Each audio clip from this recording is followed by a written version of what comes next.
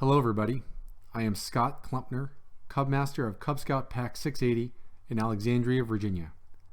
The purpose of this video is to explain the costs of scouting with Pack 680.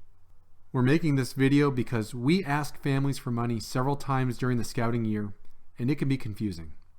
If families are not familiar with the costs, then it may seem like we are always asking you to pay for something new, and it can be frustrating. Having a good relationship with families means being respectful of your time and money, as well as being open with information like this. We recognize that families appreciate and benefit from seeing the big picture about the various costs associated with making our pack go. So let's get started. We'll start the story off with you, our families. You provide the funds that go into our pack budget. Our pack budget comprises two main categories. The first one is program costs. These make up about 65% of our budget.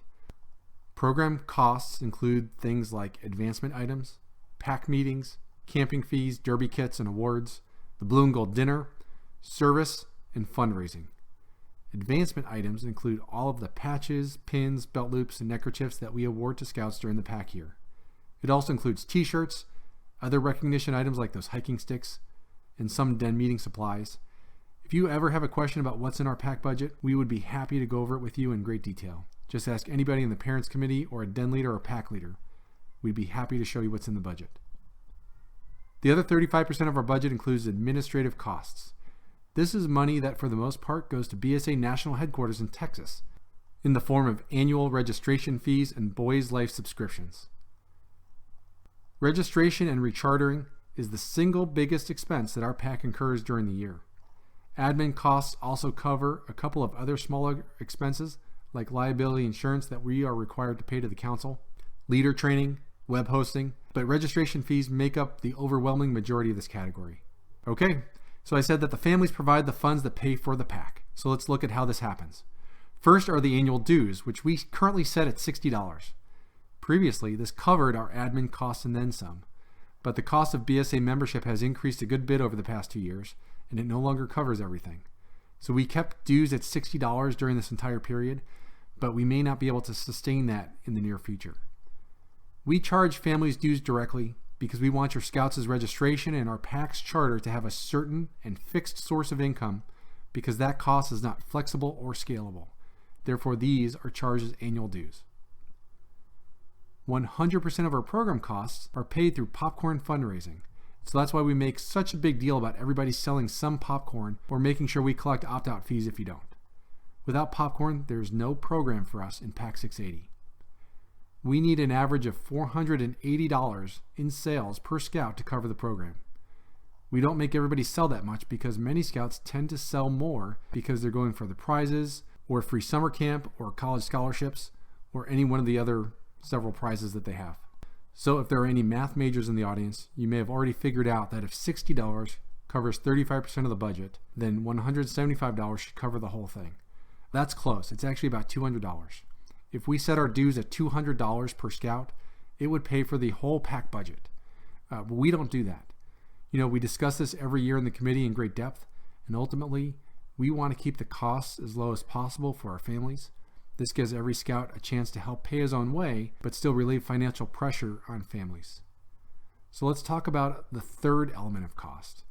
You can see that these scouts are not in uniform because they haven't gone to the scout store yet and bought their uniforms. So that's an out-of-pocket cost. So is the handbook, and so is summer camp.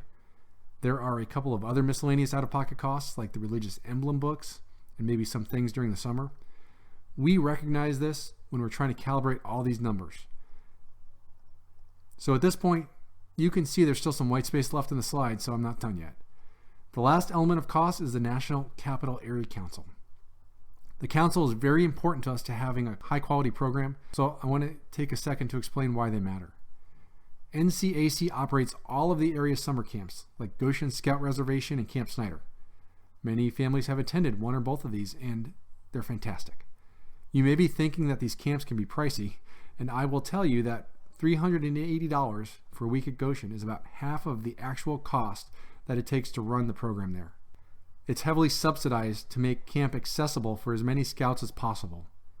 Camp fees also don't cover long-term maintenance, upkeep, or equipment repair. The building in the picture is the Marriott Scout Service Center. NCAC pays a small staff of professional scouters who run district operations, finances, legal, etc. NCAC also runs training events like the University of Scouting, powwow, and outdoor leader training. The council receives money from a variety of sources, including summer camp fees, a cut of our fundraising, and donations. So the donation program is called Friends of Scouting.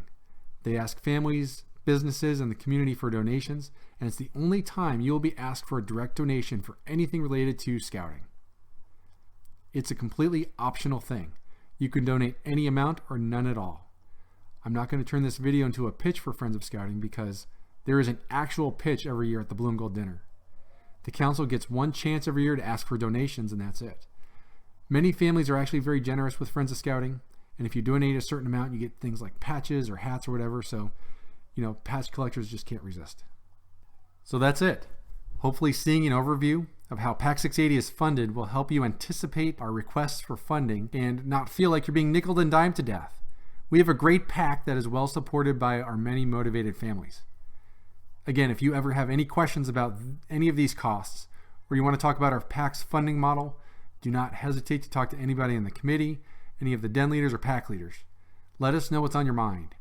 If you have any inputs into how we can save money, make it more accessible to a larger number of families, or to reduce the burden of these costs, we're always looking for ways to improve our program and to improve the way we handle finances. Thanks. Have a great day.